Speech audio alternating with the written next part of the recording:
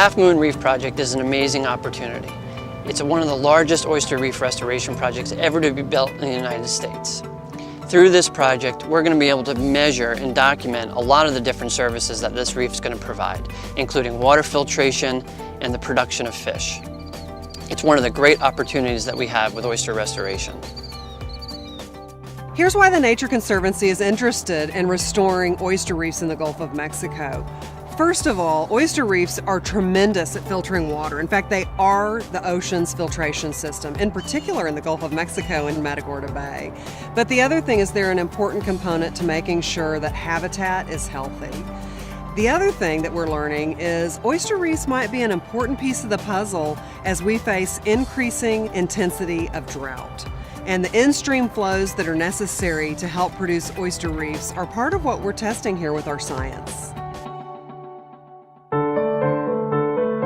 Here's how incredibly productive oysters are. Each oyster filters between 40 and 60 gallons of water a day. When we build an oyster reef that's just 15 acres, that reef is filtering as much water as the entire Houston Metroplex uses in a day. Oyster reefs are incredibly effective water filters, and they keep the habitat clean so that oysters and fish and other marine life can thrive. Oyster reefs can really contribute to try to protect coastal habitats as the world is changing. So as temperatures are warming, sea levels are rising, coastlines are really changing their shape.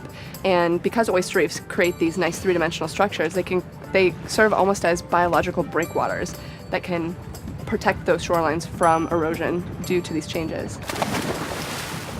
When the reef is restored, some of the species that we'll be looking for that are representative of natural reef systems, which is what we hope to see, are things like toadfish, mud crabs, blennies and gobies, and different types of shrimp will be really integrated within the reef matrix, and that will bring in all these larger fish like the sheep's head and the black drum that people are interested in coming in and fishing as a sport fishery.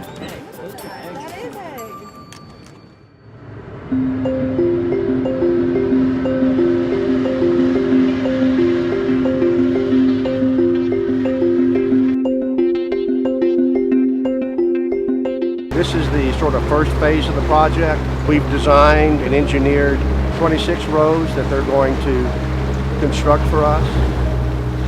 Now this over here is where they take the barges off the intercoastal waterway. They bring them here and then they transfer the material onto a barge that doesn't draft nearly as deep. Because as we get towards the project site, what happens is we get into much shallower water.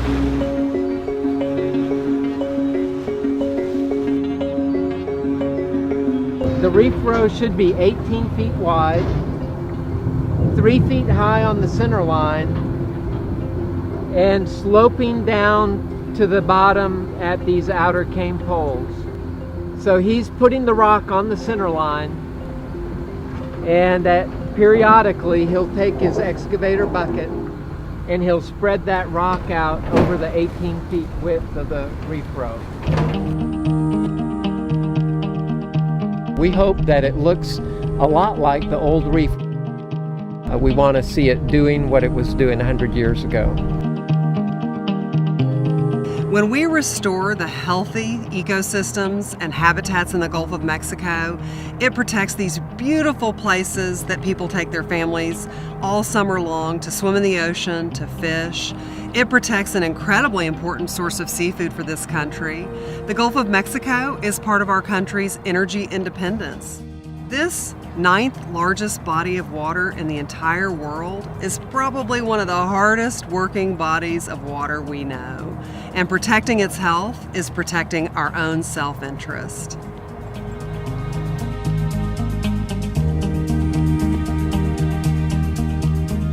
We like to take a step back at the Nature Conservancy and say, how would we declare victory? First of all is that we see a reconstruction of an oyster reef that's productive, that we see all sorts of oysters and that they survive during drought conditions. The second thing that we're looking for is additional biodiversity. These are terrific filtering systems, so we'll be looking for all kinds of fish and other marine life aggregating around these oyster reefs. And the third thing we're looking for is establishing a best practice. Is this the best way to construct these oyster reefs? Once we crack that code, we ship it all over the world at the Nature Conservancy.